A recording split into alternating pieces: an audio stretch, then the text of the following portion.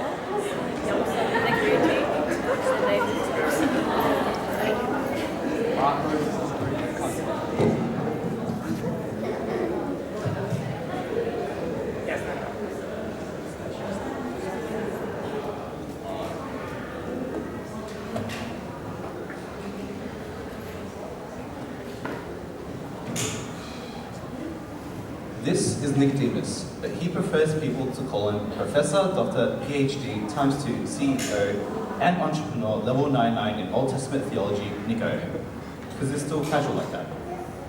This is his last class for the year. He's really excited, because by now everyone knows how smart he is. He didn't even prepare for this last class, because he knows everything already. Hello, class of No John 316. You guys should know by now that your exam locations are located in Bethlehem, room 203. And your exam material is already available to you on Blackboard. Just don't remember, don't use the New Testament. That's just some cheap Chinese copy of the Old Testament. I think they're catching on anyway. But we are the real deal here. Guys, stick to the good old Nicodemus International version, the NIV. So do you guys have any questions from weeks 3 to 16, studying from the Bible Old Testament? My prodigy and I will be happy to answer your questions. Not from you, John. John, I've had enough of you. Anyone else? You lovely boy. Yes, you. Yes, I really love your work. You really inspire me. I love the book we were reading this semester. One of the main motifs were wind, and I was wondering, where does the wind come from? Wind, you say? Well, that's funny. I have a special guest in today, Mr.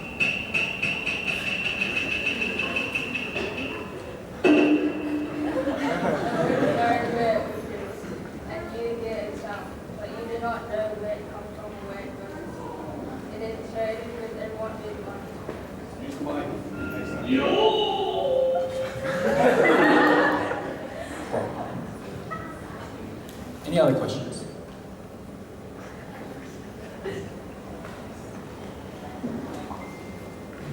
There was a symbol of a serpent, but I didn't really understand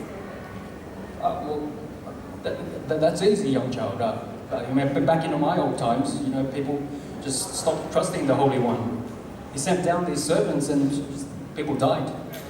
But mercy was given to them. A bronze serpent was created, and when they were bitten, all they had to do was just look at the serpent, and simple, they're saved. That's all. One of the most cases for me was redemption, very unclear for me. Oh yeah, me too, sister. There were these two groups, and one was saved, and they were simple people, but they were totally transformed. And another group, they did all the right things. I mean, they gave to the poor, and they prayed, and they fasted, but something wasn't there. I couldn't put my finger on it. Nicodemus, a wise one, how does one know when, they're like saved, you know?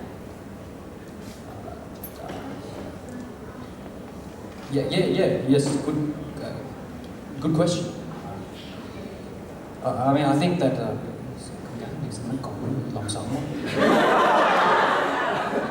To be very honest with you, Nicodemus was really confused, but he couldn't reveal this to his student because Nicodemus knew everything. He was a founding member of the Pharisee Elitist College Council. Nevertheless, he was intrigued. It was true, the groups were different, but he couldn't figure out why. Well, actually, it mentions it here, and here. Chapter 11, Ezekiel. They said they would be given one heart, and they would have a new spirit born again. I thought that was pretty put that away. That's all we have time for class anyway. Good luck for exams. Hopefully I won't see you next semester. Now, Nicodemus was very confused. Who was this student? How did he know so much?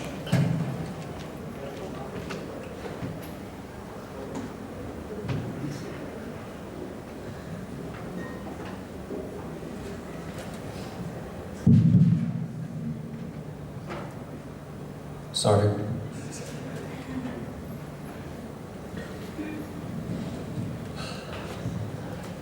Oh then, my young boy. Please tell me, how does one be born again? What? You don't know? Don't you teach these things? Just answer my question, will you?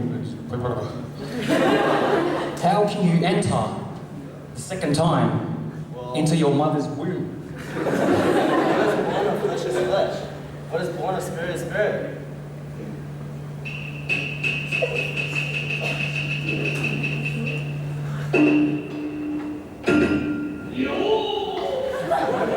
The wind blows where it wishes, and you hear its sound, but you do not know where it comes from or where it goes. So it is with everyone who is born of the Spirit.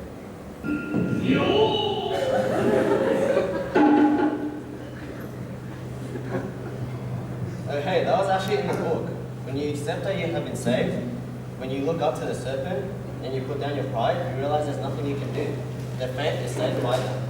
Don't you understand that? I've spoken to you of earthly things, and you do not believe. So if I tell you of heavenly things, how would you believe? You don't even know who I am, and yet you studied all this time, all for what? How dare you?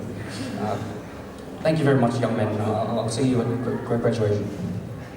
Wow, thought Nicodemus. That kid was onto something. And he's right. He has something familiar about him. But Nicodemus couldn't figure out what.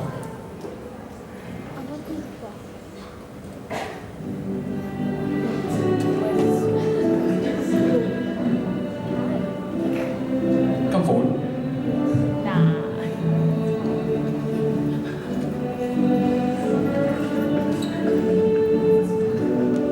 Well,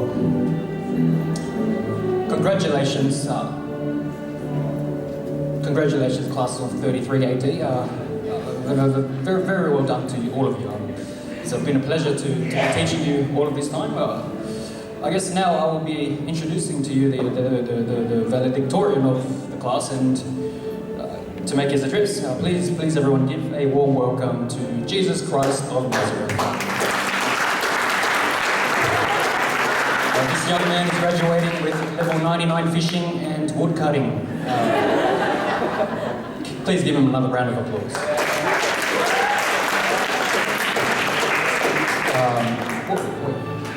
Can you check this for me? He's a author of Bible, Old Testament and New Testament. Isn't that the book textbook? Isn't that the textbook? Oh, what? Now it all made sense to Nicodemus. It all made sense. What a fool he was. He was talking to the author himself all along.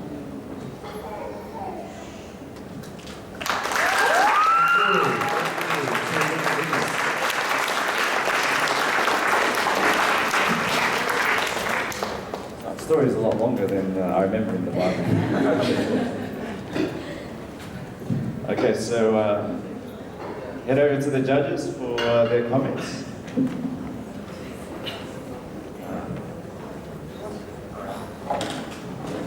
Okay, guys. Hopefully I can judge the right criteria. I'm filling in for another judge, so I don't know what I'm doing, but hopefully you guys will be able to receive criticism. Okay.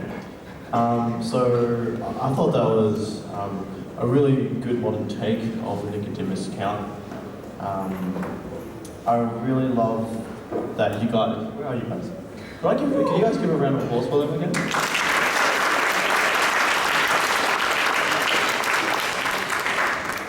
Yeah, I really love that you guys not only used everyone in the group, but you actually used the crowd you've got here as part of your audience as well. So there was audience participation, which I really liked, and I don't think I've seen that in a skit before. So well done for doing that, guys. I love that you included your Vietnamese heritage as part of that.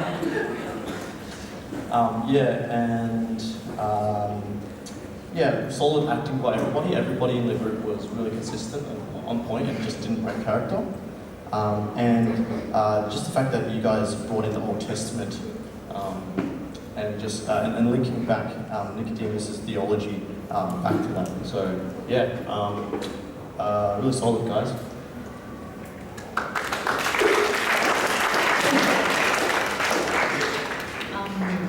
I would agree with everything that you said, Vince. I would also add, just looking at that question that you had initially, I felt like you addressed it really well.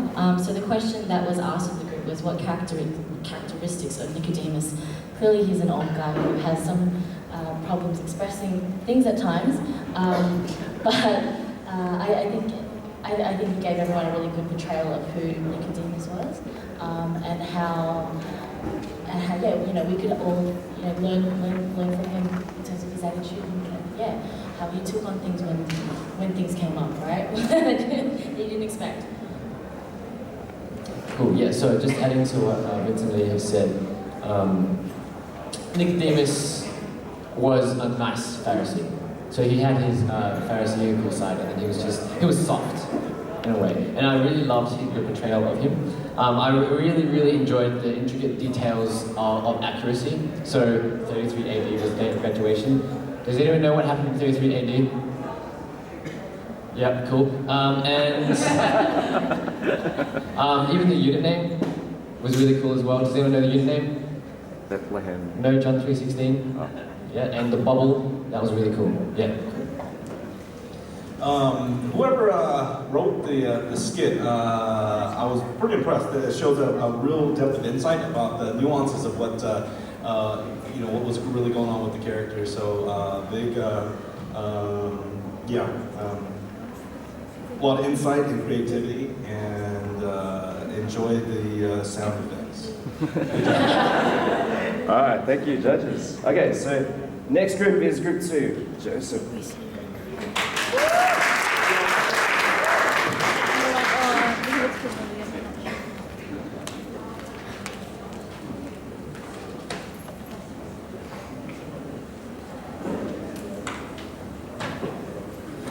You guys need microphones? They're up here.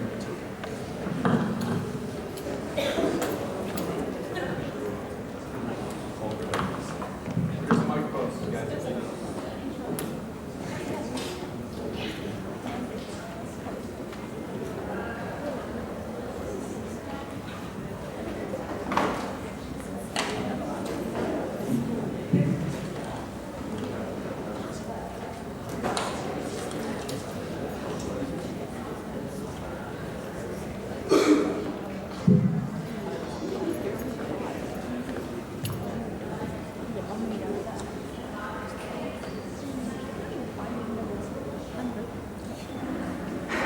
Now Joseph had been taken down to Egypt.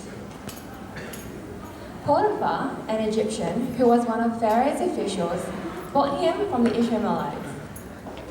Slave here, slave here. Yo, grapes.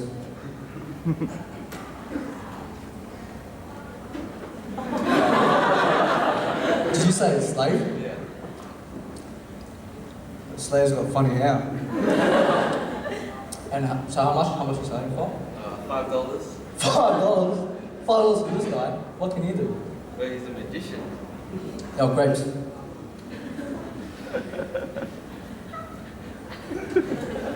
A magician? Yeah. Can you show us a trick? I'll take him.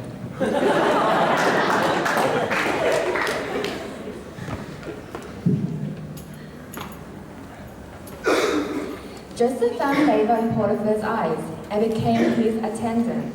Potiphar, who put him in charge of his household and entrusted to his care everything he owned. Potiphar. Yo, Joyce.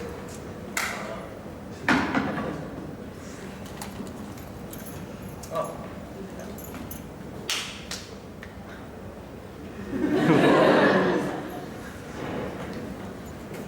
Now Joseph was well built and handsome. After a while, Potiphar's wife took notice of him and said,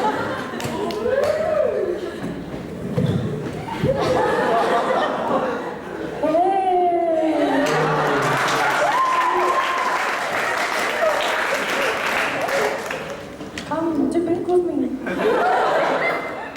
How can I be such a